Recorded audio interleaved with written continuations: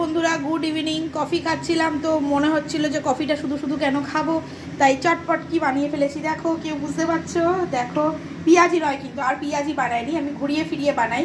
হতে পারে আমি রোজই একটু স্ন্যাক্স আইটেম ভাজাভুজি খাই, বাট ঘুরিয়ে ফিরিয়ে পেঁয়াজি বানানো দেখিয়েছি। তার আগে একদিন আলুর পকোড়া বানিয়েছিলাম, বেগুনি বানিয়েছিলাম, আর আজকে বানাচ্ছি এটা কি বলো তো, ইয়েস, বাঁধাকপির পকোড়া।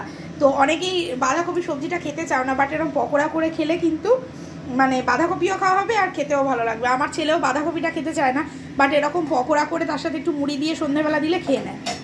তো যাই হোক, এই যে ভাজা চলছে, দেখো বাঁধাকপির পকোড়া তেলের মধ্যে পড়েছে, আর কিছু ভাজা হয়ে আছে, আর এখানে কিছু মাখানো আছে।